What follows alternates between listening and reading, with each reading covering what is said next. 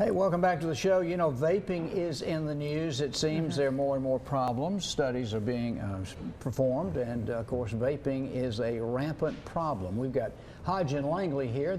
Are you the junior partner, Mr. Langley? Yes, sir. Yeah. Hodge is older than you, I know him. But anyway, you have Operation Safe Drive, and you are helping some of these kids get off vaping. Tell us about the problem. Yeah, well, the principal portion of our case is against Juul. Which was the big manufacturer. Yeah, by far. They have the vast majority of the market, and Juul is the fastest company ever to a $10 billion market share. Faster than Amazon, faster than Google, 5 times faster than Facebook. And the way they did that was a campaign called Vaporized initially. And you think of vapor, it sounds like water or something like that, and there wasn't a whole lot of talk about nicotine.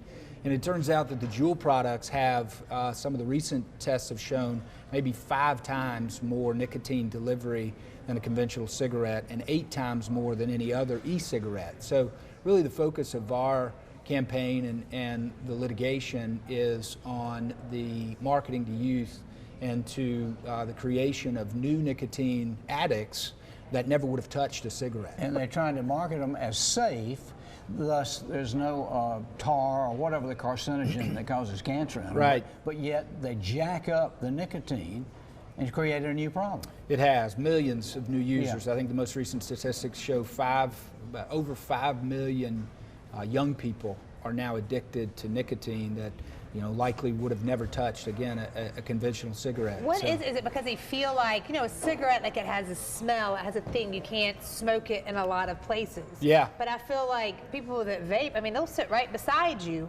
and vape and not even. Sure, yeah, and we think of them as transactional costs and economics, but you've got to light it, you've got the smell associated with it, you've got to do it outside, all these issues now. Yeah. Juul, and another big problem is the school districts that we're seeing have to take the doors off the bathrooms, they have to get new hall monitors. Because people are in there doing it? Yeah, kids are vaping in the classroom, so teachers are having to spend time instead of working on the learning environment to address the abuse of these products. Do you get like a little buzz?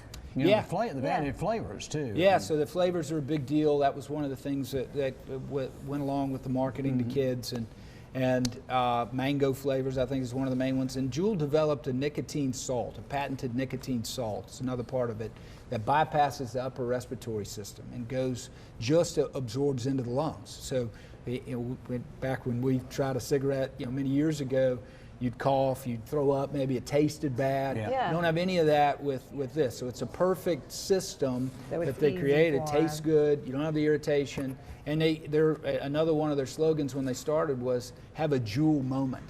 And so you talk about this buzz type concept. Yeah, well, unfortunately, there have been folks that have had issues like that, injuries, in addition to just the overall addiction. So it does, you get a quick little buzz or a little high from it? That's right, and I think we've heard from parents that have said, we found our kids with these devices in their bed, and they wake up in the middle of the night because they cannot go more than a couple hours without having that kind of hit. So it's really devastating. Did you ever smoke? Not long. I did. I tried it, but I didn't like how it tastes, and it certainly made I was a heavy smoker. But it always was like when the kid got a hold of cigarettes, let him smoke the whole pack. He'll He'll never do it again. Yeah. Never do it again. But y'all have your law firm has diligently been working and trying to help families, and then something happened recently. Did the owner or CEO of Juul, he apologize? Yeah, not too long ago, back in the fall, the former CEO he resigned shortly thereafter. I don't know all the details about that, but I suspect we'll find out in our case. But he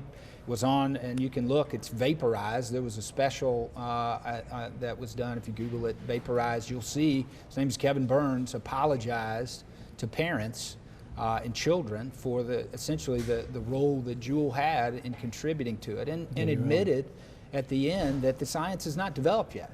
And this was many months, in September, I think, a few months ago.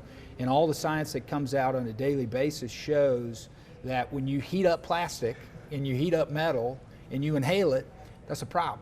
And so I think over the years it will only continue to grow in the challenges that we see from the health effects of Juul. Well, if people are watching now, they're like, I mean, my kid got hooked? Are you helping local people now? Yeah, Is there we something are. Yeah, we we've could got do? dozens of folks that we represent, parents of children that are under 18, kids that started when they were under 18, over 18. So about anybody from 14 to 25 years old that's addicted to Juul that would not have otherwise ever smoked. Those are the folks that we're representing. They can come talk to you. Absolutely. Consult. Yep. No cost to come talk to us, and no cost to get involved in the litigation. We carry all those costs. Where's your law office? In Spartanburg. Very Yeah, good. on Magnolia Street. Tell Mr. Hodge I said I will do that. I know. I will do Y'all that. are good people, and you do so much more. So if you have any kind of legal questions, start with them. They're good people, and you really do care about the community. So we appreciate you. Appreciate y'all having me. Appreciate it. Absolutely. We're going to take a little break and come back with our question of the day. What generic product is just as good as the brand name product?